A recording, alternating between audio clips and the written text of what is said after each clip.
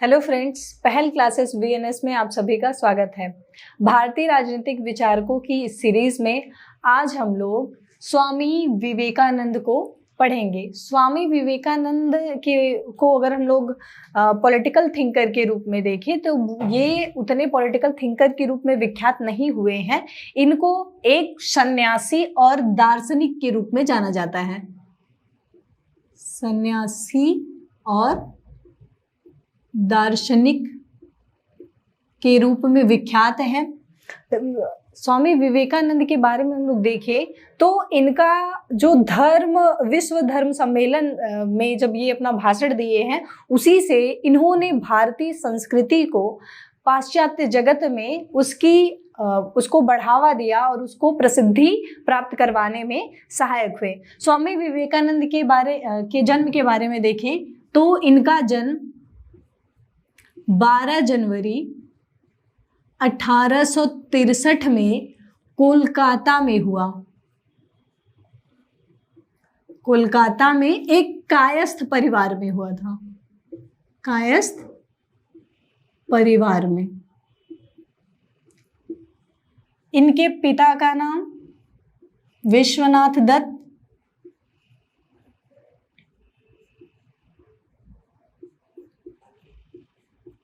माता भुवनेश्वरी देवी थी। माता भुवनेश्वरी देवी। और स्वामी विवेकानंद के नाम से बाद में जब वो विश्व धर्म सम्मेलन में जाते हैं तो वहां पर इनको अपना नाम बदल के विवेकानंद रखा गया है। लेकिन उससे पहले इनके बचपन का नाम नरेंद्र नाथ दत्त था।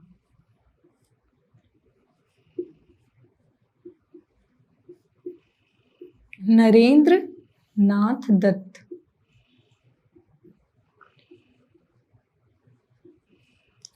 बचपन का नाम नरेंद्र नाथ दत्त था। अब हम लोग देखें कि स्वामी विवेकानंद जो हैं, इनका जन्म कायस्थ परिवार में हुआ है। चूंकि जो भारतीय पुरानी वर्ण व्यवस्था या पुरानी जो जाति व्यवस्था की परंपरा थी, उसमें उस दौरान पश्चिम बंगाल में कायस्थ परिवार शूद्र जाति के अंतर्गत गिना जाता था, जिसकी वजह से स्वामी विवेकानंद को कई बार सामाजिक वंचनों का सामना करना पड़ा था। जब वो कहीं धर्म का उपदेश देने जाते, धर्म के बारे में लोगों को बताते, तो लोग इनको ही कई बार इनकी आलोचना किए, मतलब इनको बताएं कि यह शूद्र जाति से आता है, इसको क्या पता होगा कि धर्म क्या है, धर्म के बारे में वो क्या उपदेश दे सकता है, जिसकी वजह से ये बहुत ही दुखी हुए भी हैं। अब स्वामी विवेकानंद का जन्म की अगर बात करें हम लोग तो 12 जनवरी को हुआ है। इसी से संबंधित एक फैक्ट है जो नेट के एग्जाम में पूछा गया है कि 12 जनवरी को ही राष्ट्रीय युवा दिवस मनाया जाता है। राष्ट्रीय युवा दिवस। तो नेट के एग्जाम में ये पूछा था कि जो भारत राष्ट्रीय युवा दिवस है, इसकी शुरुआत कब से हुई है, तो इसको मनाए जाने की शुरुआत 1984 से हुई है, से की गई है।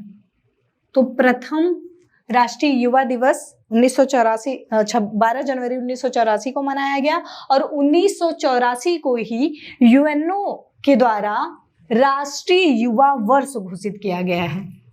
1984 को ही यूएनओ ने, संयुक्त राष्ट्र संघ ने,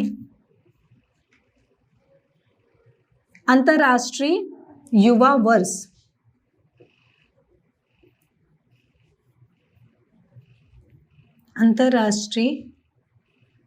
युवा वर्ष घोषित किया यूएनओ के द्वारा। तो इस प्रकार से प्रत्येक 12 जनवरी को हम लोग राष्ट्रीय युवा दिवस के रूप में मनाते हैं। अब इनकी हम शिक्षा दीक्षा की बात करें तो शुरुआत में 1871 में देखें तो इन्होंने अपना एडमिशन ईश्वर चंद्र विद्यासागर मेट्रोपॉलिटन संस्थान था, वहाँ से किए। फिर उसके बाद 1877 में देखते हैं इनकी फैमिली चली जाती है, मतलब यहाँ से पश्चिम बंगाल से चली जाती है। फिर 1879 में ही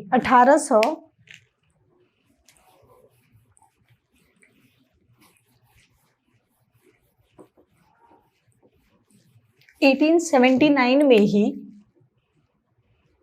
फिर ये एक महत्वपूर्ण संस्थान कलकत्ता, मतलब 1879 में इनका परिवार कलकत्ता वापस आता है और वहीं पर इन्होंने प्रेसिडेंसी कॉलेज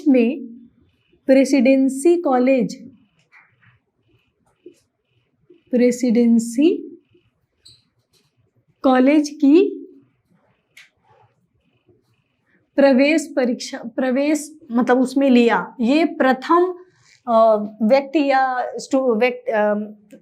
बच्चे थे या नागरिक थे जिन्होंने प्रेसिडेंसी कॉलेज में प्रवेश की परीक्षा में प्रथम डिवीजन प्राप्त किया था। फिर उसके बाद 1880 में इन्होंने स्कॉटिश चर्च कॉलेज, जो कि वर्तमान समय में कहा जाता है, लेकिन पहले जनरल असेंबली इंस्टीट्यूशन कहा जाता था, जनरल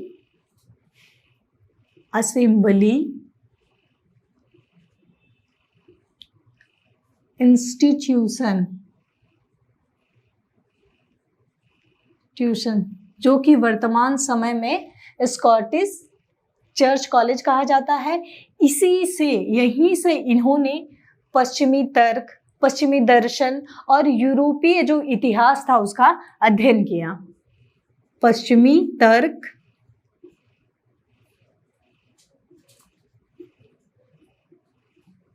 पश्चिमी दर्शन और यूरोपीय इतिहास।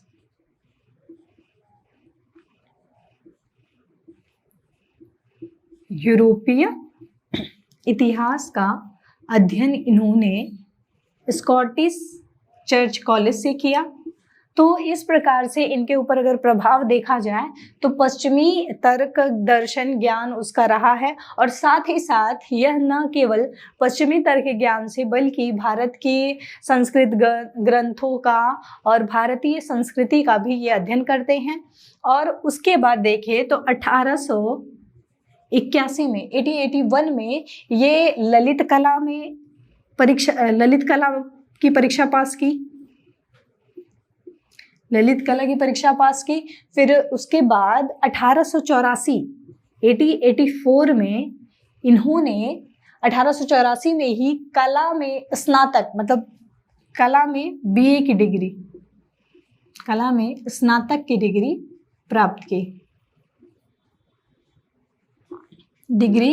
प्राप्त की। इसी दौरान देखा जाए 1881 में ही हम लोग देखते हैं तो नवंबर 1881 में ही जब वो एजुकेशन लेते रहते तो 1881 में ही रामकृष्ण परमहंस से भी इनकी मुलाकात होती है। और साथ ही साथ इन सभी की शिक्षा लेने के बाद पश्चिमी तर्क ज्ञान दर्शन इसकी शिक्षा लेते हैं, जिसमें से देखें तो ये कई पश्चिमी विचारकों से भी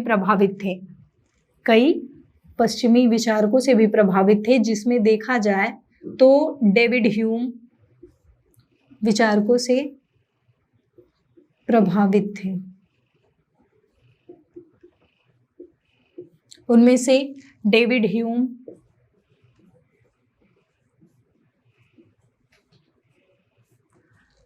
J.S. मिल,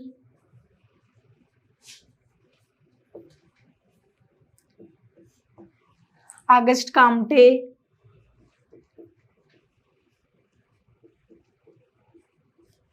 David Hume, J.S. Mill, Auguste Comte, Immanuel Kant, Spinoza,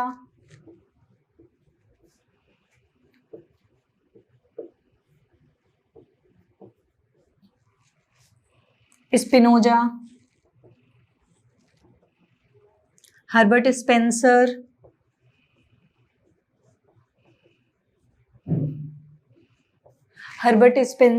और इसके साथ ही साथ चार्ल्स डार्विन का जो सिद्धांत रहा है उससे प्रभावित है। और एक विचारक जोहान गोटविच गोल्डविन विंच करके है, उसे भी प्रभावित है। लेकिन साथ ही साथ उसमें से ज़्यादा प्रभावित ये हर्बर्ट स्पेंसर का जो विकासात्मक सिद्धांत था उससे प्रभावित थे, और स्पेंसर की ही एक बुक है। इन सभी से प्रभावित होने के साथ साथ स्पेंसर के विकासवाद का जो सिद्धांत है उससे प्रभावित है, और उसी में इनकी बुक है एजुकेशन। स्पेंसर की बुक है, स्पेंसर की बुक है एजुकेशन, उसका इन्होंने अनुवाद किया बांग्ला भाषा में, बांग्ला में अनुवाद किया। और स्पेंसर की वो जो विकासात्मक सिद्धांत है उससे प्रभावित है, और साथ ही साथ ये पाश्चात्य तर्क दर्शन के साथ साथ इन्होंने संस्कृत और बंगाली साहित्य का भी, संस्कृत ग्रंथ जो हैं, संस्कृत ग्रंथों और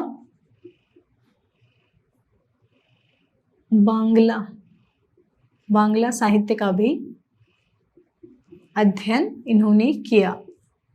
इसके साथ ही साथ कई साहित्यिक ग्रंथों का रामायण महाभारत, चूंकि इनकी जो माता हैं वो धार्मिक प्रवृत्ति की थी, उनकी आदत थी कि लोगों को मतलब रामायण महाभारत सुनने की, तो जिसका प्रभाव इनकर पड़ा विवेकानंद पर पड़ता है, और यहीं से उनका झुकाव आध्यात्मवाद की तरफ बढ़ता है। ठीक, और उसके बाद देखिए तो इनकी गुरु का नाम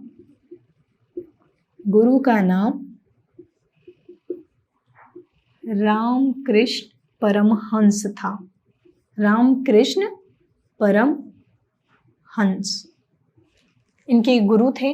फिर उसके बाद देखा जाए तो 1886, चूंकि इनका जीवन चरण ऐसे ही चलता है, 1886 में हम लोग देखते हैं वराह नगर मठ की स्थापना होती है। 1886 में ही वराह नगर मठ की स्थापना हुई। फिर उसके बाद देखिए वराह नगर मठ की स्थापना करते हैं 1886 में। फिर उसके पश्चात ही देखें तो इनकी मुलाकात इनके गुरु परमहंस से हुई है नवंबर 1881 में ही। फिर उसके बाद हम लोग देखते हैं कि 1886 में इनके गुरु रामकृष्ण परमहंस की मृत्यु हो जाती है। फिर 1887 में, जिसकी वजह से इन्होंने औपचारिक संन्यास ग्रहण किया, और उसी के पश्चात ही देखा जाए तो ये जब शिक्षा दीक्षा ले लेते हैं फिर वहीं से निकलते हैं 1883 से लमसम ये भारत भ्रमण पर निकलते हैं। उसके बाद इन्होंने कई जगहों पर, तो इनका 1893 में इनका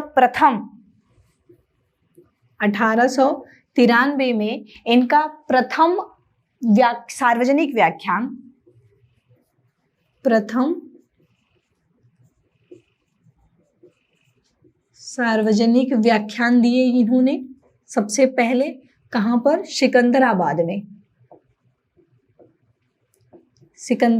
में इन्होंने अपना 1893 में ही प्रथम सार्वजनिक व्याख्यान दिए हैं। फिर उसके बाद ये मुंबई से अमेरिका चले जाते हैं 1893 में, चूंकि वहीं पर विश्व धर्म सम्मेलन हुआ है तो वहां पर जाते हैं। फिर उसके पश्चात ये 31 मई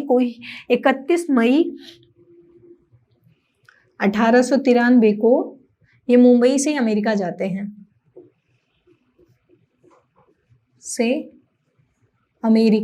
हैं, जहां पर विश्व धर्म सम्मेलन का आयोजन किया गया था। उसके पश्चात हम लोग देखते हैं कि 30 जुलाई को ही, लगभग 30 जुलाई 1893 को ही शिकागो में उनका आगमन होता है, चूंकि वहीं आयोजित किया गया था। फिर लगभग अगस्त 1893 में इनको हार्वर्ड यूनिवर्सिटी के प्रोफेसर थे जॉन राइट, उनसे इनकी मुलाकात हुई। फिर 18 सितंबर, जो कि एक महत्वपूर्ण दिन के रूप में जाना जाता है विवेकानंद के जीवन काल का, जो है 11 सितंबर 1893। 11 सितंबर 1893 को जो शिकागो में विश्व धर्म सम्मेलन आयोजित किया गया था,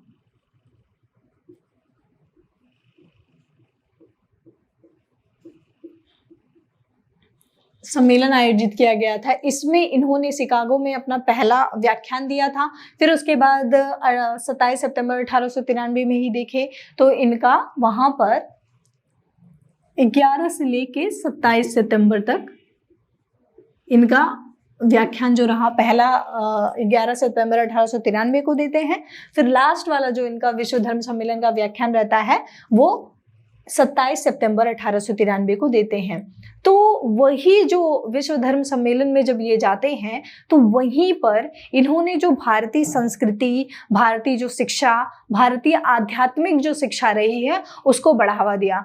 चूंकि इनको जब मंच पर आयोजित किया गया तो सबसे पहले इन्होंने अपना जो प्रथम वाक्य बोला था वो बोला था कि मेरे प्रिय अमेरिकी भाइयों और बहनों, यही कहा जाता है कि यही शब्द सुनकर वहाँ की पूरी भरी हुई सभा खड़ी होकर लगभग 2 मिनट तक तालियों की गड़गड़ाहट से वो पूरी सभा गूंजती रही। तो फिर उसके पश्चात इन्होंने मतलब इसी के माध्यम वहाँ पर अपने भारतीय आध्यात्मिक संस्कृति, शिक्षा उसको बढ़ाने का प्रयास किया। फिर उसमें देखिए 1 मई 1897 को 1 मई 1897 को इन्होंने अपने गुरु रामकृष्ण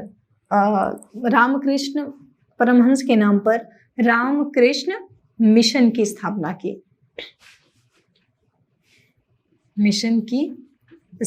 की। फिर 1899 में देखें तो बेलूर मठ की स्थापना की गई है। 1899 में बेलूर मठ की स्थापना। फिर उसके बाद देखें तो 22 फरवरी 1900 में ये सैन फ्रांसिस्को में वेदांत समिति की स्थापना करते हैं। सैन फ्रांसिस्को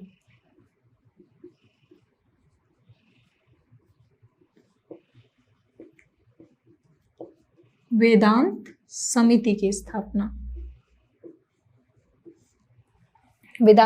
स्थापना करते हैं। फिर उसके बाद कहा जाता है कि वही उम्र इनकी मतलब लगभग जब ये धर्म सम्मेलन के लिए जाते हैं, भ्रमण करने के निकलते, तो कहा जाता है कि ये 25 साल के ही थे। फिर वहीं से ये निकलते हैं और अलग अलग जगहों पर जाकर अपनी भारतीय जो संस्कृति है, शिक्षा है, आध्यात्मिक शिक्षा है, उसको बढ़ावा देने का प्रयास करते हैं। तो उसमें से वही इम्पोर्टेंट है इनका जो विश्व धर्म सम्मेलन था शिकागो में जो आयोजित किया गया था, उसके में उनका जो उद्बोधन रहता है अमेरिकी भाइयों और बहनों के नाम से, वो इम्पोर्टेंट है। और वहीं पर जब ये अपना प्रवचन दे रहे थे, अपने व्याख्यान कर रहे थे, तो उनके वक्तव्य शैली, बोलने की कला और ज्ञान को देखते हुए, विवेकानंद की वक्तव्य शैली और ज्ञान को देखते ही वहाँ की जो मीडिया रहती है, वक्तव्य शैली और ज्ञान को देखते हुए वहाँ की मीडिया ने, शिकागो की मीडिया ने इनको साइक्लोनिक हिंदू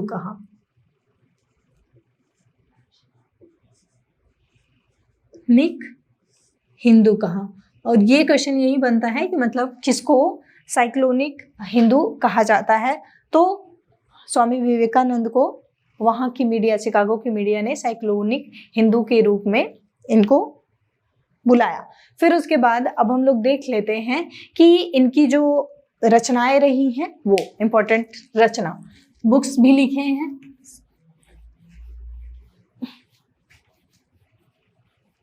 रचनाएं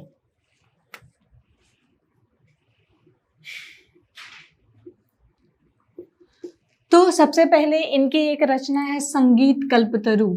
ये इन्होंने अकेले नहीं बल्कि इनकी संगीत कल्पतरु जो कि आती है 1887 में। ये इनका एक बांग्ला संगीत संग्रह है जिसको स्वामी विवेकानंद ने और इनके साथ एक और व्यक्ति वैष्णव चरण बसक थे, उन दोनों ने मिलकर लिखा है। इनकी बांग्ला कविता है, कविता संग्रह, ठीक। फिर उसके बाद देखें तो इनकी इम्पोर्टेंट बुक वही कई ठो हैं, राजयोग, कर्मयोग, भक्ति योग, राजयोग, कर्मयोग, राजयोग, भक्ति योग,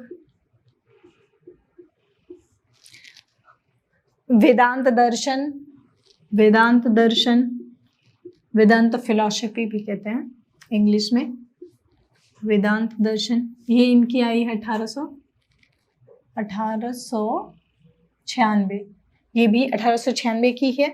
फिर उसके बाद देखें तो lectures from Colombo to Almora, lectures from Colombo to Almora, important है। फिर उसके बाद इनकी मॉडर्न इंडिया, वर्तमान भारत या आधुनिक भारत करके कहा जाता है, मॉडर्न इंडिया, हिंदी में वर्तमान भारत या आधुनिक भारत, जो इनकी। फिर उसके बाद एक ज्ञान योग भी है, ज्ञान योग, इसका पब्लिकेशन इनकी मृत्यु के पश्चात होता है 1899 में। फिर उसके बाद देखें तो इनकी the East and the West, the East and the West भी बुक है, जिसमें वो पूर्व और पश्चिम की जो संस्कृति है उसके बारे में बताया है। फिर इंडिया एंड हर प्रॉब्लम्स, इधर लिख लेते हैं, India and her problems, Bharat की जो समस्याएं कही रही हैं उस पर भी इन्होंने अपना विचार प्रस्तुत किया। फिर उसके बाद our duties to the masses, our duties to the masses, फिर masses, our duty to the masses है। फिर द एविल ऑफ अधिकारवाद, द एविल ऑफ अधिकारवाद, ये भी इनकी बुक है। और एक लास्ट बुक है इनकी, the cycle of the caste, जाति चक्र पर भी इनका विचार रहा है, साइकिल ऑफ द कास्ट। तो ये रही इनकी कुछ महत्वपूर्ण किताबें, संगीत कल्पतरु, कर्मयोग, राजयोग, भक्ति योग, वेदांत दर्शन, lectures from Colombo to Almora, modern India, Jnana Yoga, the East and the West, ये सब ये उनकी मृत्यु पश्चात आई है। India and her problem, our duties to the masses, the evil of अधिकारवाद और the cycle of the caste. तो विवेकानंद के जो विचार में हम लोग देखें तो उनका जो मानववाद का आध्यात्मिक विचार है उसमें उन्होंने मानवतावाद की बात किया। फिर उसके बाद वो बताते हैं कि जो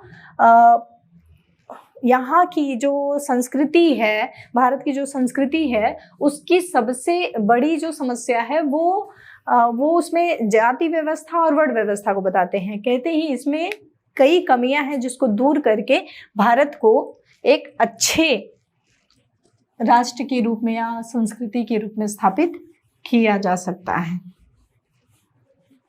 तो अब हम लोग देखते हैं कि आखिरकार जैसे कि देखें नॉर्मली समय में इनके टाइम की समस्या क्या रही है। तो विवेकानंद की जो उस तात्कालीन परिस्थितियां रही है उसमें हम लोग देखते हैं कि चूंकि 1885 के दौरान देखें तो भारतीय राष्ट्रीय कांग्रेस का भी गठन हो चुका है और उस टाइम कुछ अलग मुद्दे उठकर आए हैं, क्योंकि 1863 इनके जब ये युवा होते हैं तो वही उसी दौरान का समय के दौरान ही देखा जाए तो मुख्य मुद्दे उठकर आते हैं कि भारत आखिरकार है क्या भारत के जो सभ्यता है, पश्चिमी भारत की सभ्यता अच्छी है कि जो पश्चिमी सभ्यता है वो अच्छा है, या हमारी संस्कृति उसमें क्या कोई कमी है तो कैसे सुधार किया जाए। तो ये सभी प्रश्न उस दौरान उठा था। चूंकि इनको देखें तो इनके ऊपर हम लोग देखते हैं कि पाश्चात्य संस्कृति का भी प्रभाव है, जिसमें से मिल है, डार्विन है, स्पेंसर है और कांट है, इन सभी के विचारों से प्रभावित है। और साथ ही साथ दूसरी तरफ देखें तो इनकी जो बचपन की पृष्ठभूमि देखें तो माता की आध्यात्मिक प्रवृत्ति, पूजा, महाभारत, रामायण, इन सब चीज़ों को भी वो देखे हैं, तो इनके ऊपर आध्यात्मिक कहीं न कहीं प्रभाव पड़ा है। और साथ ही साथ देखिए, कहा जाता है कि इनकी वही 1881 में जब परमहंस से मिलते हैं तो वो शुरुआत में उनकी शरण में जाते हैं, तो एक क्वेश्चन उनसे करते हैं परमहंस से कि जब उनसे मिलते हैं कि आपने कभी ईश्वर को देखा है?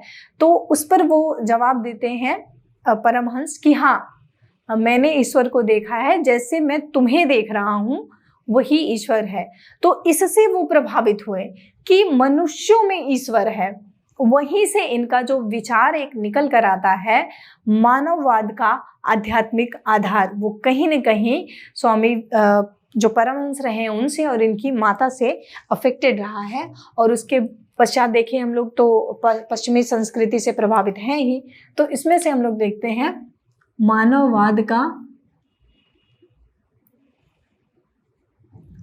आध्यात्मिक आधार।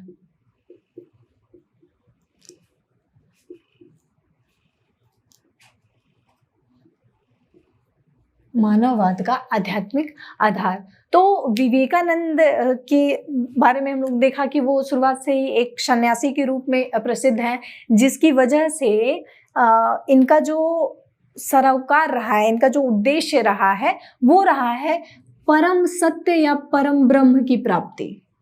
परम सत्य या परम ब्रह्म की प्राप्ति, वही व्यक्ति का जो है वो लक्ष्य है, उद्देश्य है उनके। वो यहाँ पर जो परम ब्रह्म है उसका वो अर्थ सच्चिदानंद शब्द से लगाते हैं। सच्चिदानंद मतलब सत्य, चित्त प्लस आनंद के रूप में।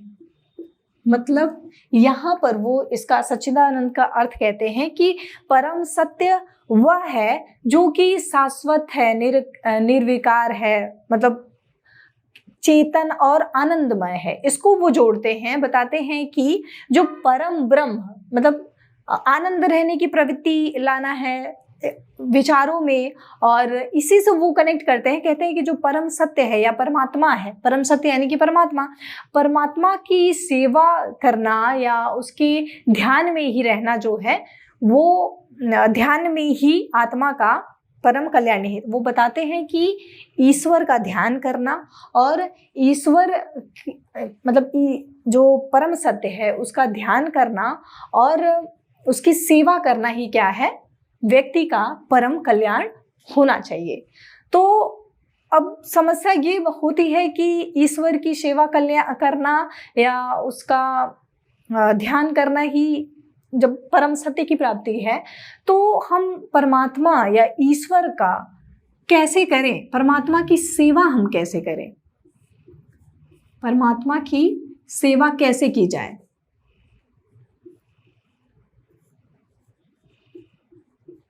कैसे की जाए, इस पर वो कहते हैं कि जो वर्तमान समय में माना जाता था कि हमें अगर ईश्वर की सेवा करनी है तो संसार से दूर रहकर जंगल में जा कर के और आदिवासियों जैसा जीवन जी के पर्वतों में चले जाएं, या तो गुफाओं में समाधि लगाकर या ईश्वर का ध्यान करेंगे तो उससे हमें क्या होगा, परम सत्य या परम आनंद मिल जाएगा। तो इस पर वो इन सभी जो आध्यात्मिक जो आधार रहे हैं, आध्यात्मिक जो संस्कृति रही है या आध्यात्मिक जो मार्ग रहे हैं, इस प्रकार के मार्ग की वो खंडन करते हैं, इस विचार को वो काटते हैं और बताते हैं कि, और वो कहते हैं कि धरती के जो मनुष्य हैं, ईश्वर के जो यहाँ पे वो बताते हैं कि धरती के जो मनुष्य हैं वही क्या है, ईश्वर का प्रतिनिधित्व करता है। धरती के जो मनुष्य ही क्या है, मनुष्य ही ईश्वर का प्रतिनिधित्व कर रहा है। मतलब ईश्वर है, जो मनुष्य है वही ईश्वर है, प्रत्येक मनुष्य में ईश्वर है, वो इसको बताते हैं। और कहते हैं कि उसी के माध्यम से जो मतलब मनुष्य ही ईश्वर का प्रतिनिधित्व कर रहा है और इसी के द्वारा ही ईश्वर की से लोगों का या व्यक्ति का मिलन संभव हो पाएगा, साक्षात्कार संभव हो पाएगा, उसका जीवन सार्थक हो पाएगा। और वो बताते हैं, कहते हैं कि अगर तुम ईश्वर का साक्षात्कार करना चाहते हो, ईश्वर का साक्षात्कार करना चाहते हो, ईश्वर से मिलना चाहते हो, तो तुम्हें क्या करनी होगी? साक्षात्कार करने के लिए तुम्हें व्यक्ति हैं जो व्यक्तियों की सेवा करनी होगी। व्यक्तियों की सेवा करनी होगी, अर्थात व्यक्ति की सेवा और सहायता करना ही वही क्या है? ईश्वर की सेवा करना है। क्योंकि वो कहते हैं कि अगर तुम ईश्वर को प्राप्त करना चाहते हो, ईश्वर से साक्षात्कार करना चाहते हो, तो मनुष्य की सेवा करो और ऐसे मनुष्यों की सेवा करो जिसकी तुम्हें आवश्यकता हो। क्योंकि तुम्हारी जो सेवा है, अगर वहां पर वो बता ही दिए हैं, कह रहे हैं कि जो ईश्वर है वो मनुष्य में है, तो मनुष्य की सेवा करो, परम सत्य की प्राप्ति होगी। और वो आगे बताते हैं, कहते हैं कि जो दीन दुखी हैं, दीनहीन दुखी व्यक्ति हैं, असहाय जो व्यक्ति हैं, असहाय व्यक्ति हैं और पीड़ित व्यक्ति हैं, इनकी मानवता की सेवा ही करना ही क्या है? ईश्वर की सच्ची सेवा है। यहीं पर उनके एक विचारों का दर्शन निकल के आता है, जिसको हम लोग कहते हैं दरिद्र नारायण।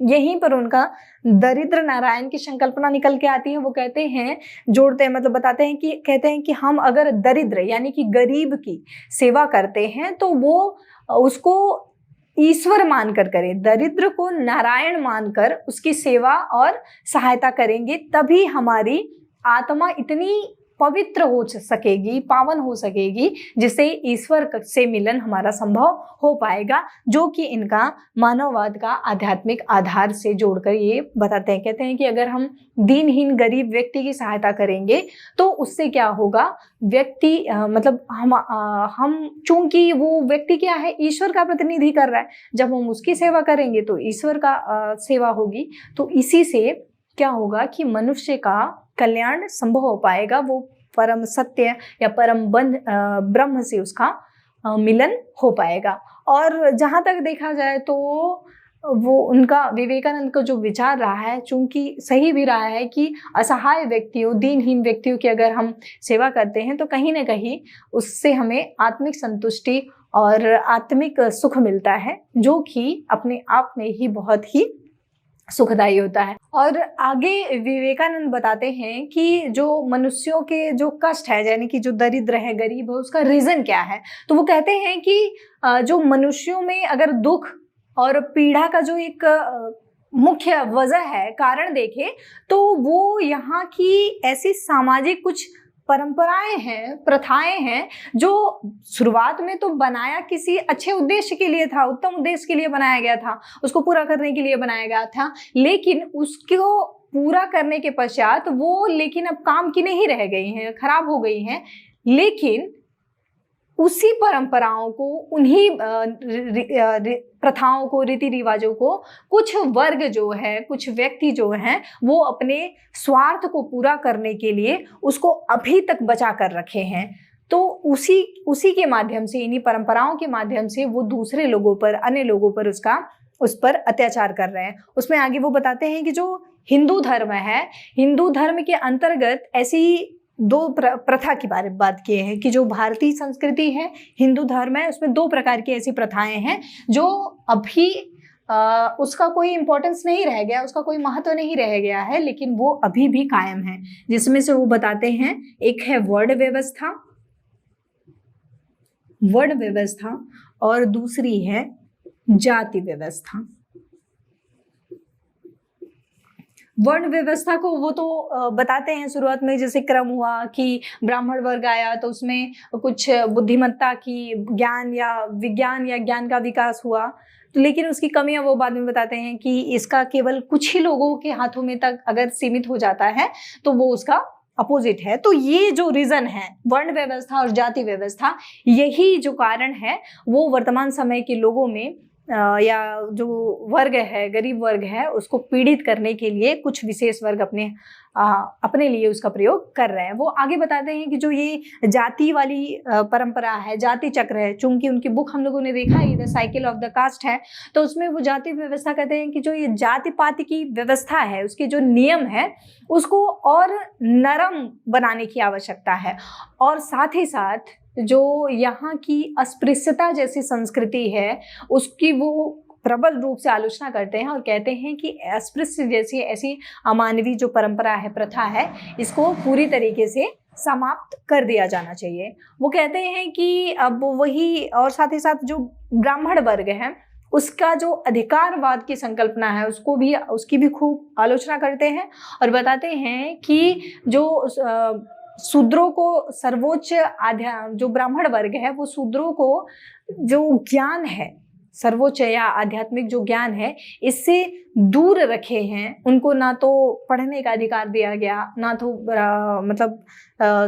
चूंकि शुरुआत में देखा जाए तो शूद्रों को वेद पुराण वगैरह पढ़ने का अधिकार नहीं, यहाँ तक कि सुनने का भी अधिकार नहीं था। हम लोगों ने देखा था कि मनुस्मृति में बताया गया है कि जब कोई शूद्र सुन लेता है तो उसके कान में शीशा पिघलाकर डाल देना चाहिए। मतलब वही वो कहते हैं कि ऐसी जो परंपराएं रही हैं इसके कारण उन लोगों को दूर रखा गया है, आध्यात्मिक ज्ञान से वंचित रख दिया गया है, वंचित कर दिया गया है। तो उसका वो विरोध करते हैं और कहते हैं कि जो प्रत्येक मनुष्य को, सभी मनुष्य को आध्यात्मिक समानता का अधिकार है, उनको आध्यात्मिक ज्ञान प्राप्त होना चाहिए। और साथ ही साथ वो बताते हैं, ये तर्क देते हैं कि जो परम सत्य है वो सभी मनुष्यों को मिलना चाहिए, सभी व्यक्तियों को मिलना चाहिए। चूंकि वो अटैच किए, वही कहते हैं कि तभी जब सभी व्यक्तियों को परम सत्य, परम ब्रह्म का ज्ञान होगा, तभी जो दीन दुखी हैं, असहाय लोग हैं, या ये लोग जो बंधन, दासता के बंधन में बंधे हुए हैं, ये इससे मुक्त हो पाएंगे, ये बंधन टूटेंगे। और जब और लोग इन बंधनों से आजाद होंगे तो पूरे राष्ट्र का उत्थान होगा। और दीनहीन और पतित असहाय लोगों के प्रति विवेकानंद का विचार जो रहा है वो हमेशा इनके हृदय में पनपता रहा है। करुणा का जो व्यवहार रहा है, करुणा का सागर रहा है, वो विवेकानंद इन लोगों के प्रति ज़्यादा दिखाते हैं और बताते हैं कि वर्ण व्यवस्था को तुरंत समाप्त कर देना चाहिए। तो मतलब वो बताते हैं कि मतलब वर्ण व्यवस्था जो है उसको तुरंत समाप्त अगर किया जाएगा तो समस्या पैदा होगी।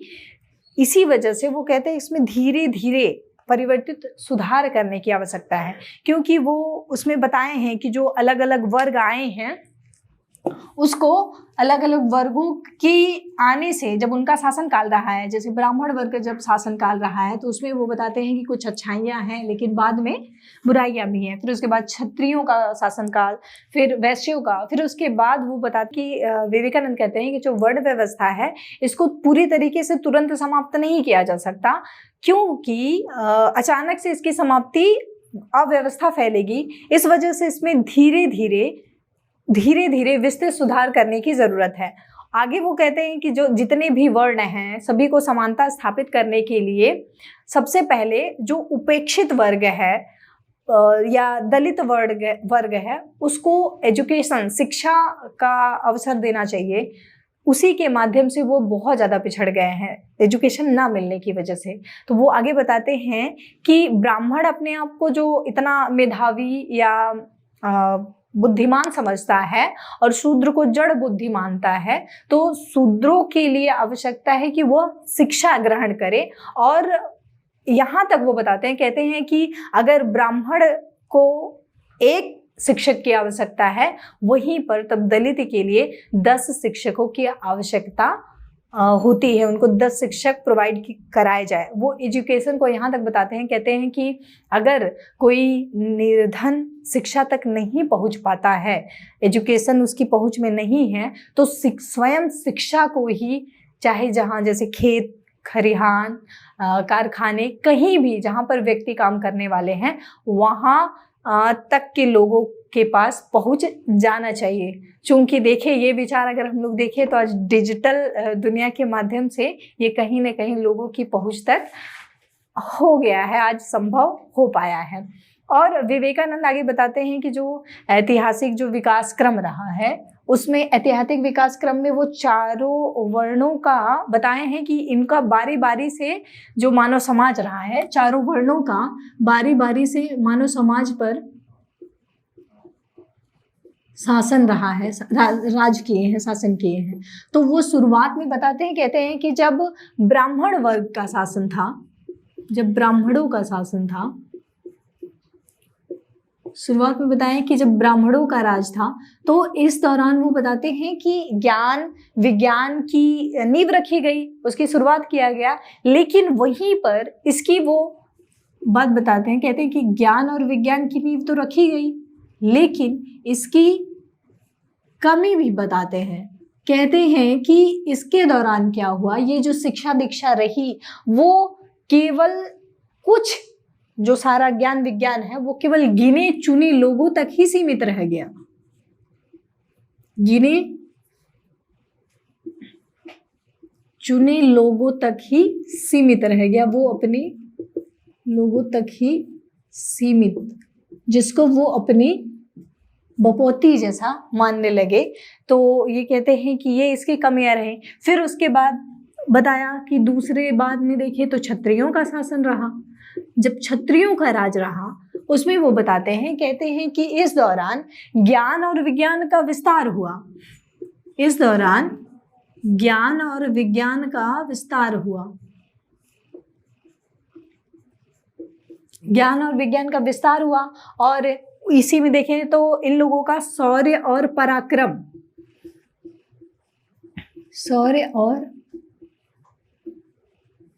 शौर्य और पराक्रम का मतलब विशेष रूप से इस टाइम सम्मान दिया गया, मतलब उन लोगों को महत्व या सम्मान प्रदान किया गया। लेकिन इसमें भी वो बताते हैं, कहते हैं कि इसमें भी जो साधारण जनता है, जनसाधारण है, उसका यहाँ पर दमन और शोषित होने लगे। साधारण जनसाधारण का दमन और शोषण होने लगा। तो ये भी इसमें भी कमियां रही। फिर उसके बाद बताया उन्होंने कि इसके बाद वैश्यों का राज आया। वैश्यों के राज में वो बताते हैं, कहते हैं कि विवेकानंद बताते हैं कि जब वैश्यों का राज आया तो इस टाइम धन और संपदा की वृद्धि हुई,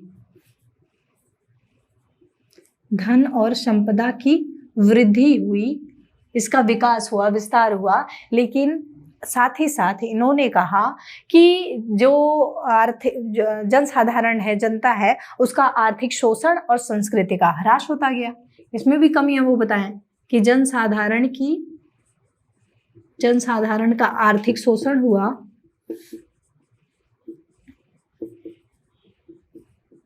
आर्थिक शोषण और संस्कृति का ह्रास होता चला गया। संस्कृति का ह्रास स्टार्ट हो गया। और उसके बाद वो कहते हैं कि अब शूद्रों की बारी है। चौथे में बताते हैं कि अब शूद्रों का राज होगा, शूद्रों का राज होगा। तो इसमें वो बताते हैं, कहते हैं कि यहाँ पर शूद्रों और कामगारों की शासन की बारी है। इसमें इसमें भी बताते हैं, कहते हैं इसमें सुख की सामग्री जो है, सुख सुविधाएं हैं, इसका तो होगा, इसका विकास तो होगा, उसको जो विस्तृत वितरण होगा वो सही से होगा। लेकिन इसमें भी कमियां वो बताएं, कहते हैं कि इसमें सभ्यता का स्तर, इसमें सभ्यता का स्तर गिर जाएगा, सभ्यता का स्तर गिर जाएगा। और इसमें जो साधारण शिक्षा का भारी विस्तार होगा, लेकिन जो असाधारण प्रतिभा है वो गायब हो जाएगी, असाधारण प्रतिभा का ह्रास हो जाएगा, असाधारण प्रतिभा दुर्लभ हो जाएगी, इसको प्राप्त मतलब असाधारण प्रतिभा तो नहीं देखने को मिलेगी। अब यहीं पर इन सभी मतलब बताएं कि 4 वर्ड जो रहे, इसी वजह से वो उन्होंने कहा कि इन 4 वर्णों की हम अगर समाप्त करना चाहेंगे तो इससे समस्या पैदा हो जाएगी, क्योंकि कहीं ना कहीं जो ब्राह्मण वर्ग आया तो उससे ज्ञान और विज्ञान की नींव रखी गई, लेकिन समस्या हो गई कि कुछ ही लोगों तक सीमित रह गया। फिर उसके बाद बताते हैं कि क्षत्रियों का जब राज आया तो उस टाइम में ज्ञान और विज्ञान का विस्तार हुआ, शौर्य पराक्रम को इम्पोर्टेंस दिया गया, महत्वपूर्ण दिया गया, जिसकी कमियां भी ये बताया, कहते हैं कि साधारण जनता का इसमें दमन और शोषण होने लगा। फिर उसके बाद जब वैश्यों का राज आया तो धन संपदा की वृद्धि हुई, ये तो ठीक रहा, लेकिन उसमें भी कमी हुई कि साधारण जनता शोषित होने लगी, संस्कृति का ह्रास हुआ। फिर उसके बाद बताते हैं कि कहते हैं शूद्रों का राज है, इसमें भी वो कहते हैं कि ठीक है, सुख सुविधाओं का होगा, विस्तार होगा, वितरण जो होगा वो अच्छे से होगा, लेकिन इसमें जो असाधारण जनता है वो गायब हो जाएगी। तो अब यहाँ पर इसका वो समाधान प्रस्तुत करते हैं अपने आदर्श राज्य की संकल्पना के रूप में। तब यहीं पर वो अपना आदर्श राज्य का विचार दिए हैं। आदर्श राज्य में विवेकानंद का जो आदर्श राज्य है वो कहते हैं कि जिसमें ब्राह्मण के ज्ञान, क्षत्रिय युग के पराक्रम, ब्राह्मण का ज्ञान,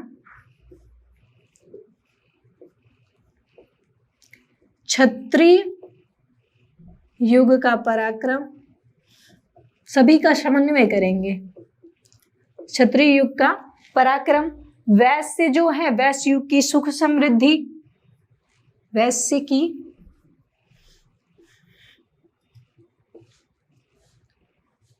सुख समृद्धि, वैश्य की सुख समृद्धि, और शूद्र युग की जो समानता में संतुलन है,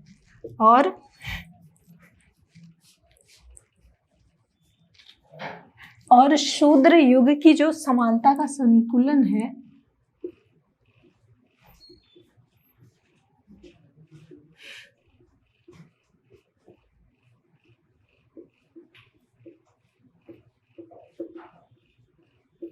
समानता का जो संतुलन है, इन सभी में वो बताते हैं, कहते हैं कि इन शूद्र युग की जो समानता है इन सभी में संतुलन कायम रखना होगा। ठीक, इस प्रकार से इनकी ये आदर्श राज्य की संकल्पना रही है। कहते हैं कि किसी एक वर्ग का, एक वर्ण का आधिपत्य नहीं स्थापित होगा, बल्कि अलग अलग वर्ण जब आया, उसका शासन रहा, तो अलग अलग प्रकार के गुण विकसित हुए हैं, उसके कारण इसको समाप्त करना संभव नहीं हो पाएगा। इस वजह से उनका जो आदर्श राज्य की संकल्पना रही है उसमें बताते हैं ब्राह्मण युग का ज्ञान, क्षत्रिय युग का जो पराक्रम है, और वैश्य युग की जो सुख समृद्धि है, और साथ ही साथ शूद्र युग की जो समानता की संकल्पना है, इन सभी में आप संतुलन स्थापित करेंगे, संतुलन कायम करेंगे तो एक आदर्श राज्य स्थापित हो पाएगा। तो अभी तक हम लोगों ने मतलब जो विवेकानंद का शुरुआती प्रारंभिक जीवन, उनकी शिक्षा दीक्षा कहाँ से हुई, और फिर उसके बाद इनका मानवतावाद का जो आध्यात्मिक विचार है उसको देखा, फिर इस सामाजिक जो परिस्थितियाँ रही हैं उसको देखा, और साथ ही साथ आदर्श राज्य के जो विचार रहे हैं उसको हम लोगों ने देखा। अभी आगे का इनका धर्म और आगे का जो विचार रहा है वो हम लोग देखेंगे नेक्स्ट वीडियो में। धन्यवाद।